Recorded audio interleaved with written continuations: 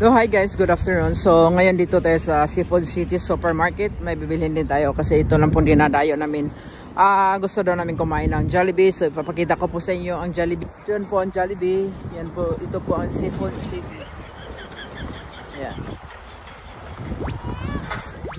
Pa-vlog tayo dito dahil matagal din tayo hindi nakapunta doon, nakapasok. Ayan. Ito lang po ang dinadayo namin kasi gusto namin kumain daw ng yung Jollibee dito.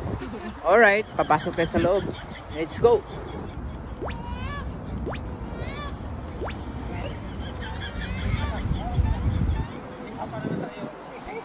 Ito na po at papasok tayo. Tingin-tingin muna tayo sa kabila. Left, right. Ayan. Okay. Ay, maraming mga Pilipino makikita natin dito. Ayan, papasok na! Ayan natin. Pilit lang. Sa inyo, isa ka ba? No. Guys, nandito na kami sa loob. Yun. Yung mga char. Okay, apple. Dito siya apple pero nandito sa loob ng Jollibee. Ano nangyari yan? Okay, I want the bucket. Is still a good deal for the bucket?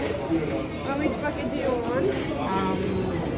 Which one is, what are the options there? 6 piece, 10 piece, 12 piece.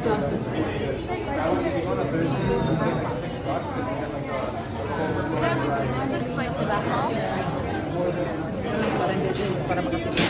Mini regular spaghetti for Saka price lang yun. And for the big one? If you get a family spaghetti, it's $20. Anything else? Okay guys, nandito na tayo sa counter. Magbabayad na tayo daw.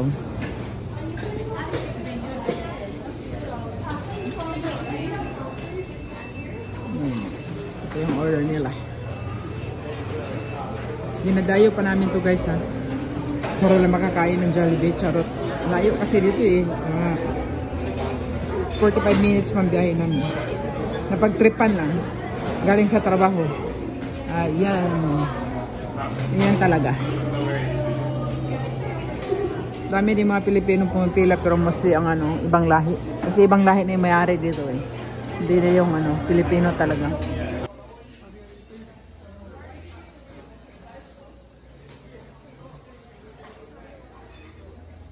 Nantay ko na lang yung order guys kasi marami pong nakapila.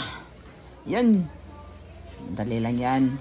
Konti na lang. Mga nasa tatlong na lang eh. Pag ring the bell na dayon, yun na pag umiilaw na yung dala-dala natin na square na ring the bell. Char, parang mukha na akong gutom ah.